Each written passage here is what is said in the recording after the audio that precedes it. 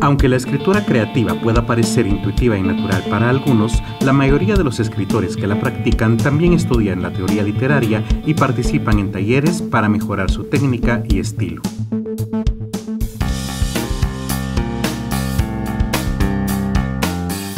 Estás en Charlas Literarias, un espacio para hablar de libros y literatura.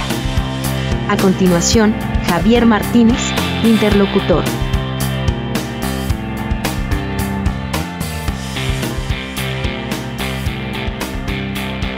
Bienvenidos al episodio número 12 de esta quinta temporada. Como siempre, los saluda Javier Martínez. Y vamos llegando ya al final de esta quinta temporada. Todavía faltan 3 episodios, pero vamos ya llegando al final. Quiero aprovechar también por la fecha para desear un feliz Día de la Madre a todas aquellas que nos escuchan a través de 1900 Radio en Línea o en las distintas plataformas donde se distribuye este podcast. En esta ocasión, como ya lo sabrán, hablaremos acerca de la escritura creativa, en qué consiste, de qué se trata y específicamente para qué puede servirnos. Concretamente, la escritura creativa es una herramienta muy útil para todas aquellas personas que quieran escribir ficción o, en otras palabras, literatura. No sirve si usted quiere escribir ciencia, algún ensayo o una tesis, por ejemplo. Pero si usted quiere escribir poesía, novela, cuento, precisamente este tema le va a interesar bastante. Precisamente quiero aprovechar para comentarles que la editorial Kazam A abrirá, como todos los años, un curso de escritura creativa durante junio. Se impartirá los sábados de dicho mes por la tarde, de 2:30 a 4:30 de la tarde, y las inscripciones se abrirán a partir del 15 de mayo. La persona que lo va a impartir seré yo, y espero verlos por ahí para que podamos compartir y aprender todos juntos, porque además se imparte no como un curso, sino más como un taller, donde todos aprendemos y compartimos muchas de las piezas que hemos creado en nuestra labor como escritores. Muy bien. También quiero aprovechar el saludo a todas las madres para recordarles o contarles más bien que a partir de este viernes 5 hasta el lunes 8 de mayo tendremos varias ofertas en la editorial especialmente pensadas para las madres lectoras. Vamos entonces, nos dejamos de anuncios y comenzamos con el contenido de este episodio. ¿Qué es entonces la escritura creativa? Bueno, la escritura creativa es un término utilizado para describir la práctica de escribir ficción, poesía, obras de teatro, guiones y otros tipos de textos creativos. Se trata de una forma de expresión artística que involucra la imaginación, la creatividad y la habilidad de contar historias de una manera efectiva. Perdón. Concretamente, la escritura creativa también se utiliza para desbloquear al autor cuando éste está en una crisis creativa. Es probable que muchas veces nos enfrentemos a la página en blanco o a que se nos han acabado las ideas sobre qué escribir o, más usual todavía, que se nos acaban las ideas de cómo continuar una obra que ya teníamos comenzada. Para eso precisamente es que sirven esta herramienta. A diferencia de la escritura técnica o académica, la escritura creativa se centra en la narrativa y en la creación de personajes, escenarios y tramas que sean interesantes, emotivos o intrigantes para los lectores. Los escritores creativos suelen usar técnicas literarias como la descripción detallada, la metáfora o cualquier otro tipo de tropo. De hecho, en el curso abordamos diferentes tipos de tropos o figuras literarias que se pueden utilizar tanto en la poesía como en la prosa. El simbolismo y el diálogo, para capturar la atención del lector y llevarlo a través de la historia que se está contando. Aquí precisamente podemos llegar a confundir un poquito la escritura creativa con el storytelling, pero vamos a diferenciarlos más adelante. En la escritura creativa, el escritor tiene la libertad de experimentar con diferentes estilos y géneros literarios, así como con las estructuras narrativas.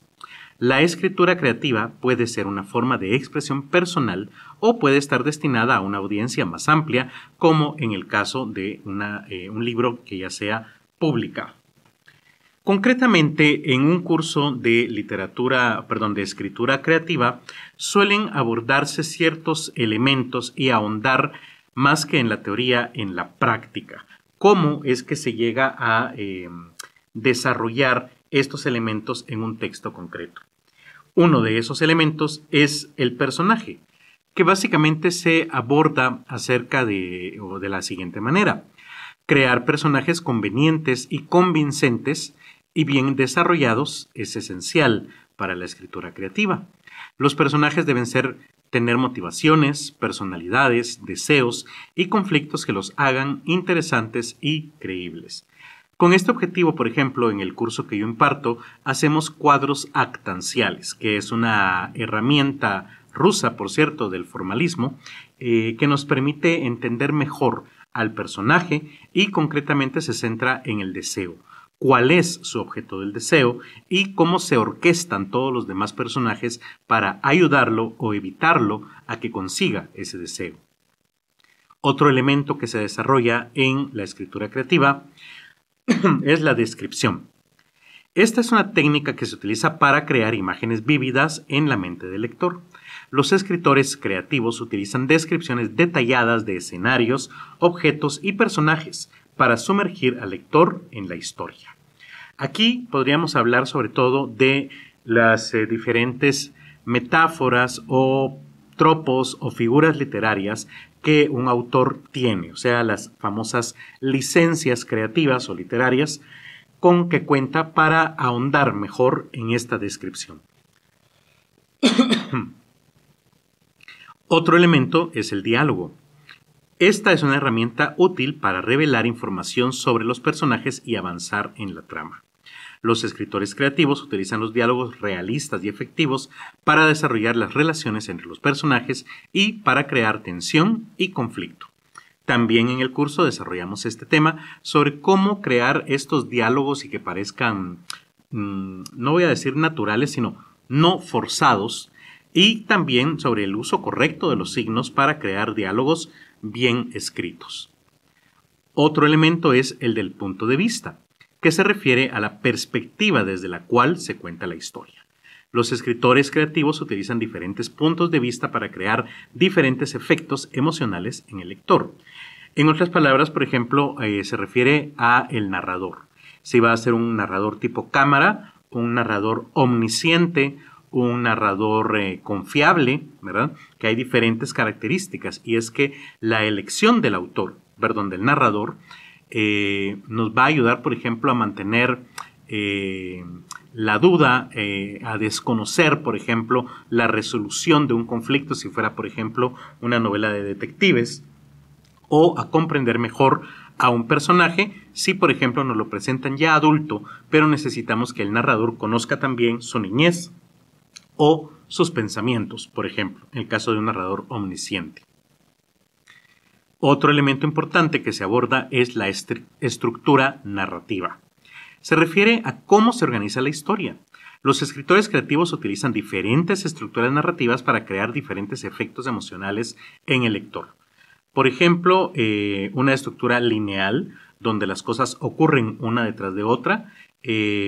Por ejemplo, la Ilíada encaja en esto, o una estructura con flashbacks, que podríamos hablar de la Odisea también, que tiene un poco de esta estructura, aunque es mucho más compleja. De hecho, la verdad es que es un libro que siempre me ha apasionado y asombrado por la compleja estructura que tiene para pensar que ya tiene más de 3000 años de haberse escrito.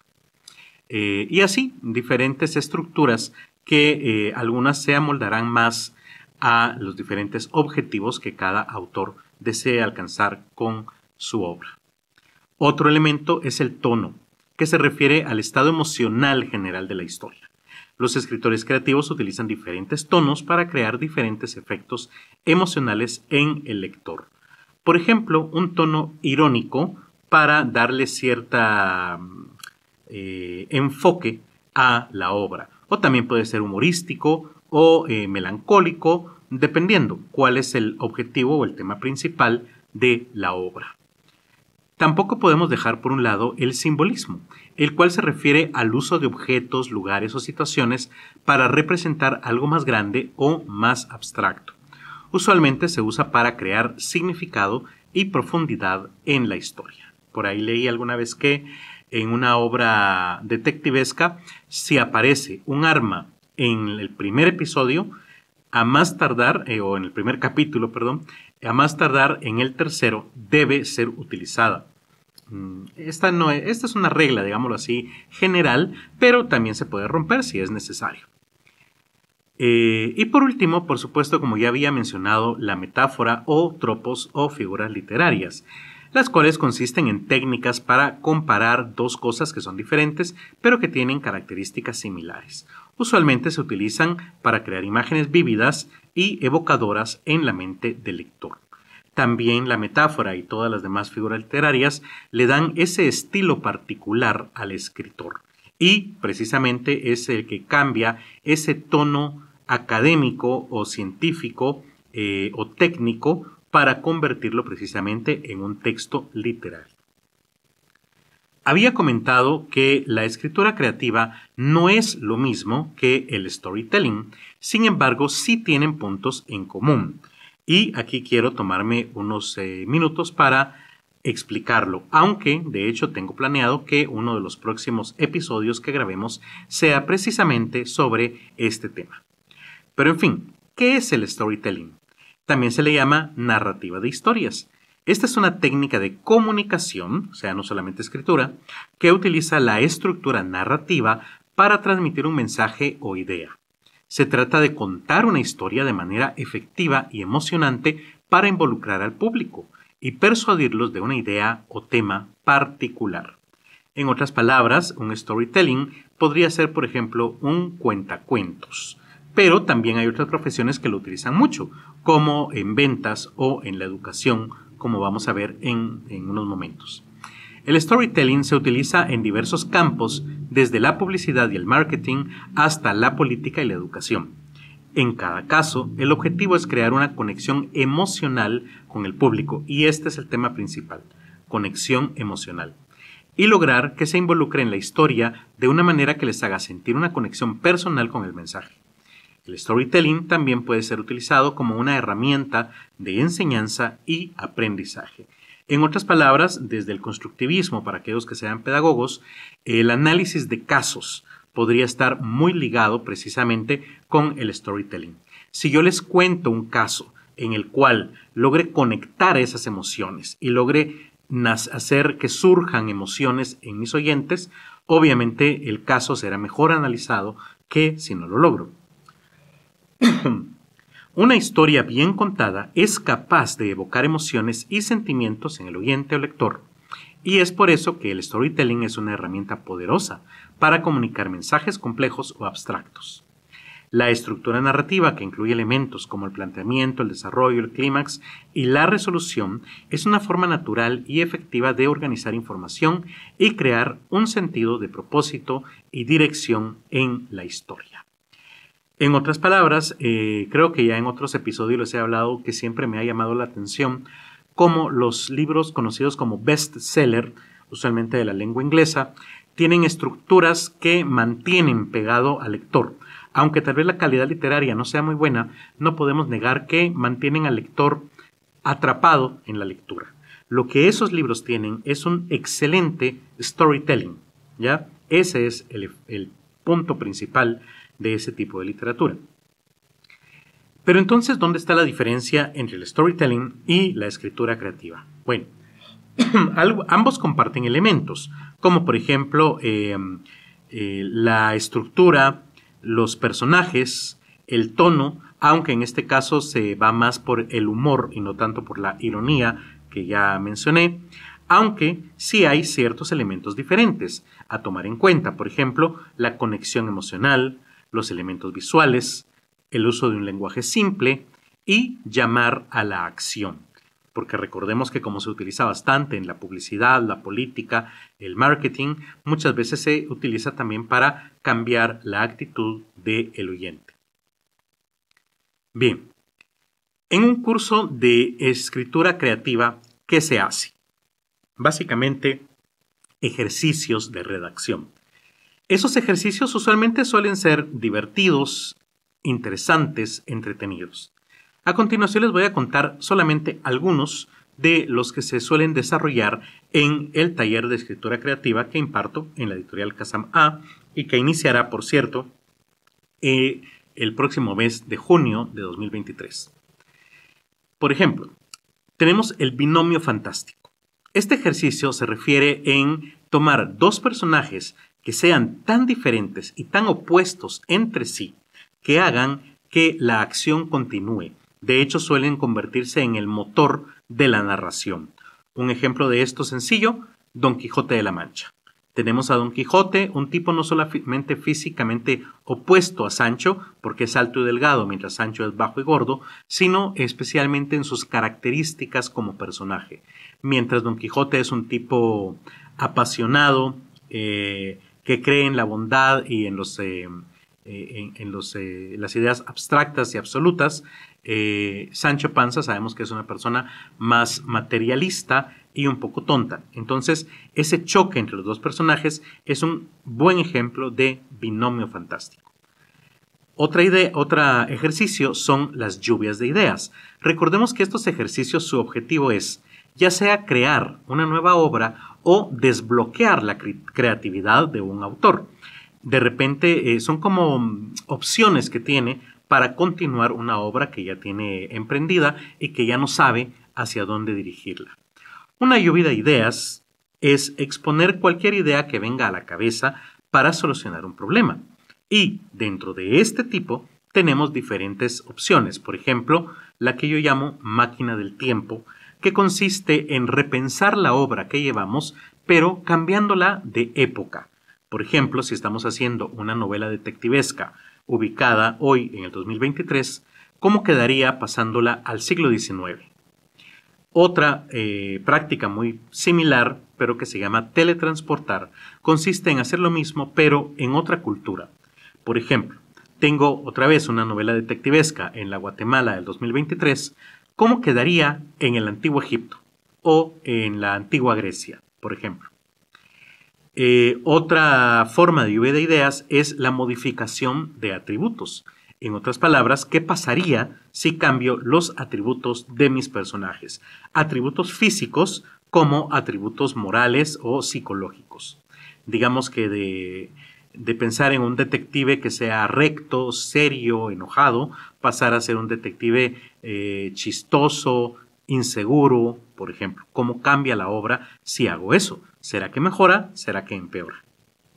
Y por último, otra lluvia de ideas que existe es la llamada role storming, que básicamente responde a la pregunta: ¿qué haría un personaje famoso en la situación de mi personaje? Por ejemplo, estoy escribiendo una obra de un artista, un músico, y concretamente me preguntaría, bueno, ¿qué haría Michael Jackson si se encontrara en esta situación? Pensando que conozco más o menos a qué se refiere ese personaje o cuáles eran sus características, por ejemplo. Otro tipo de ejercicios es el famoso cadáver exquisito. Este ya no es una lluvia de ideas, sino que es otro tipo de ejercicio. Un cadáver exquisito estuvo de moda entre los vanguardistas de inicio del siglo XX y básicamente consiste en escribir una obra a varias manos. En otras palabras, colaborar con otras personas para escribir la obra. Puede ser que nos reunamos y entre todos vayamos aportando ideas, o la forma en que trabajaban los vanguardistas era que una persona escribía, por ejemplo, el primer capítulo de una novela, acordaban, por supuesto, las ideas generales. Por ejemplo, vamos a escribir una historia de detectives que se desarrolle en el siglo XIX, donde el principal problema sea resolver el asesinato de una mujer encontrada en la calle, por ejemplo. Yo escribo el primer capítulo, luego se lo paso a otro amigo que lo lee y escribe el segundo, otro amigo lee el primer y segundo capítulo y escribe el tercero, y así se van rotando hasta terminar la obra. Y otro tipo de ejercicio es el atrapasueños. Yo siempre comento que una de mis maestras, Margarita Carrera, una famosa poetisa guatemalteca, nos contaba que era su ejercicio favorito. El atrapasueños se trata de capturar los sueños que tenemos. Recuerdo que Margarita nos contaba, por ejemplo, que ella dormía siempre con una grabadora de periodista en su cabecera, en su mesa de noche, para que cuando se despertara por ir al baño, por tomar un vaso de agua, pudiera grabar lo que soñó, porque muchas veces se nos olvida. Esa es la idea. Esos sueños que tenemos, grabarlos o registrarlos de alguna manera para desarrollarlos posteriormente como cuentos, y de pronto alguno nos llama la atención para desarrollarlo más e incluso llegarlo a convertir en una novela. También ella, recuerdo que le gustaba mucho la teoría freudiana y eso le ayudaba a analizarse a sí misma. Y por último, otro tipo de ejercicios, aunque en el taller solemos hacer más, es el revival de cuentos y fábulas.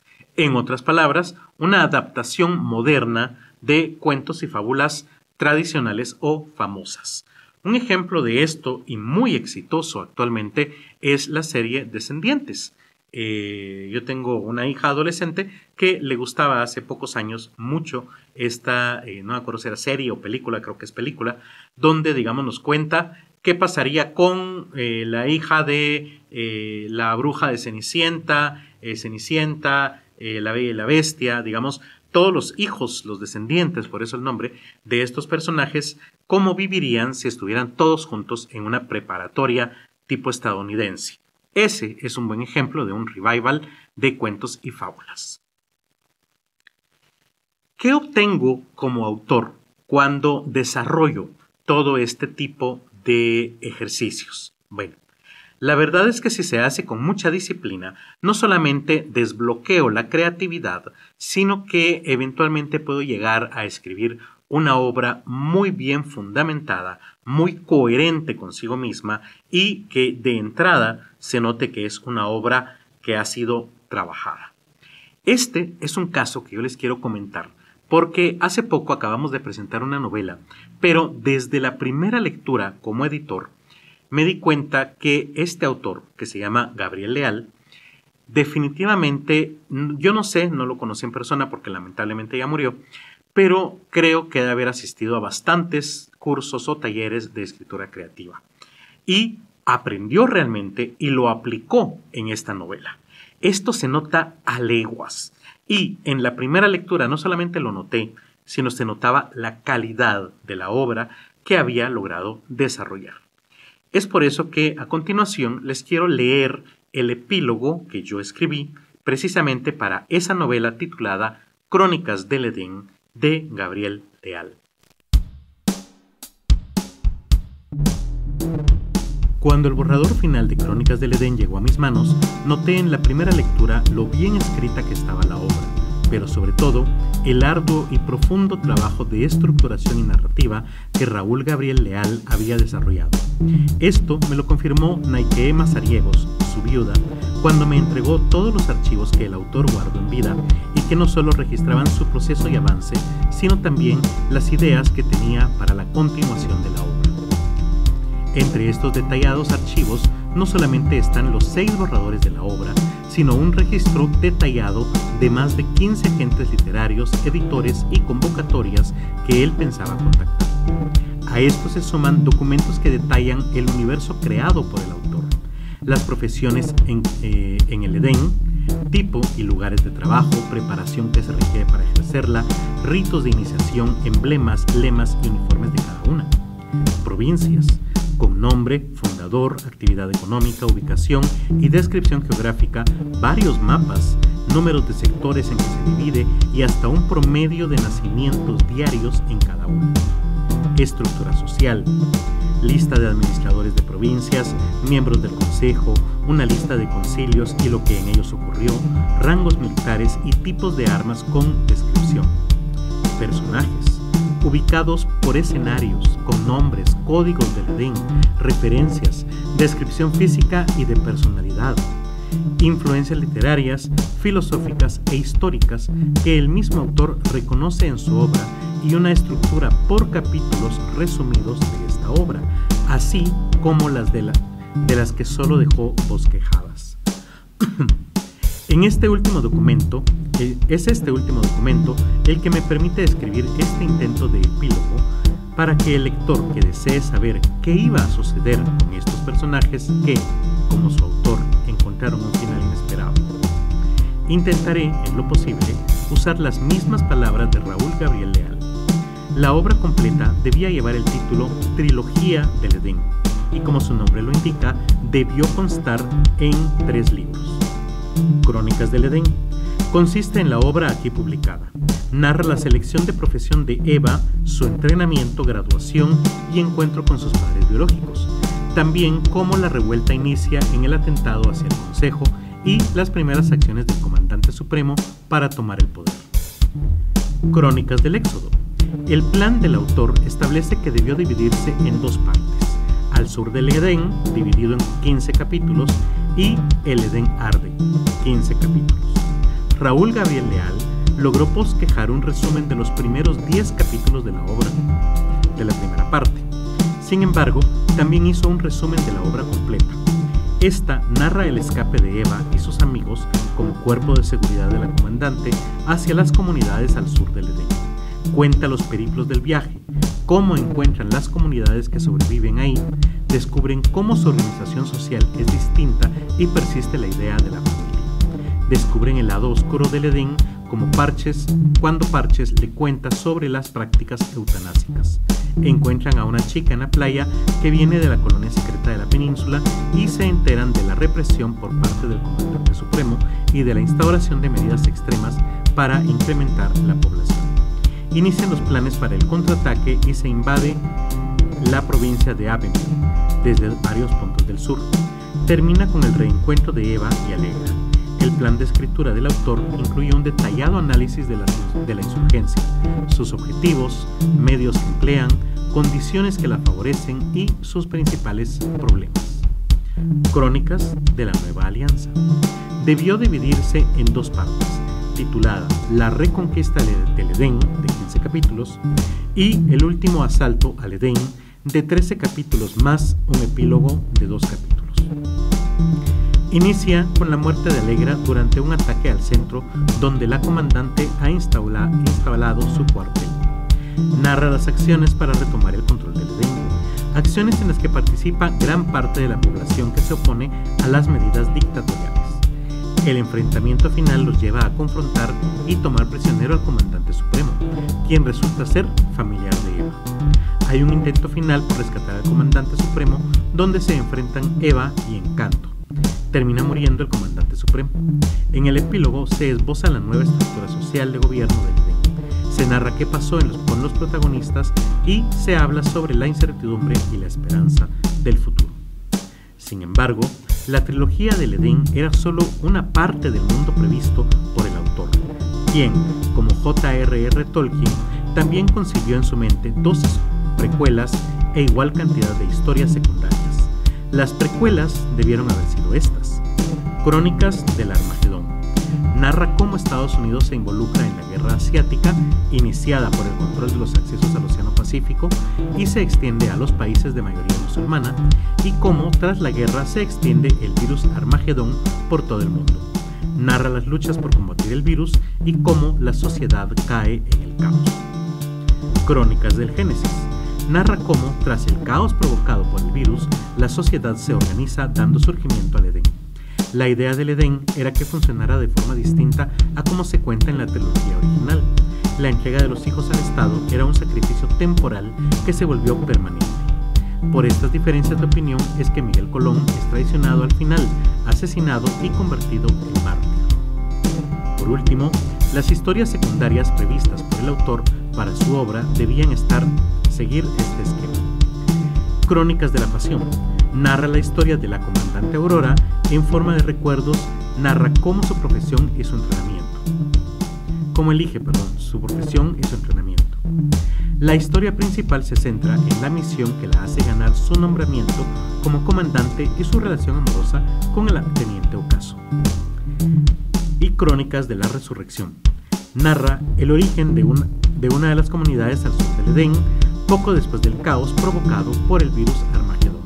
así como las luchas por el control de los recursos y el mensaje final recibido desde el Edén, el cual responde parte de la población mientras que otros deciden quedarse. Cristo muestra sus heridas como prueba de su resurrección.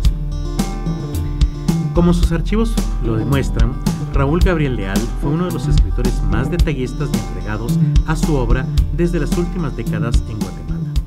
Esto sin mencionar la creatividad y pasión que, a todas luces, infundía en su trabajo. Su pérdida es irreparable, tanto en el valor humano como en el artístico. Esto último especialmente por las letras nacionales. La publicación de Crónicas del Edén intenta reconocer, aunque sea mínimamente, esa tremenda dedicación del autor a su obra. Guatemala, 15 de abril de 2023. Muy bien amigos, espero que les haya gustado este episodio número 12. Les recuerdo que mi nombre es Javier Martínez y les agradecería si nos pueden seguir a nuestros patrocinadores 1900 Radio en Línea y también a la editorial Kazam A, que la encuentran como @KazamA con H al final y con Z en Facebook, Twitter e Instagram, y en TikTok está como @editorial Kazam A.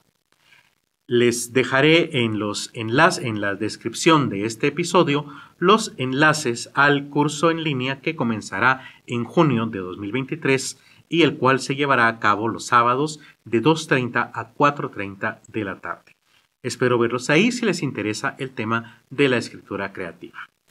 Nos escuchamos el próximo viernes de charlas. Charlas Literarias es producido y grabado en el estudio de la editorial Kazam A. Gracias a 1900 Radio en Línea. Cada jueves a las 7 de la noche se transmite este programa y cada viernes es viernes de charlas. Porque gracias a la editorial Kazam A encontrarás un nuevo episodio en Spotify, YouTube y otras plataformas similares. Síguenos en redes sociales como @KazamA.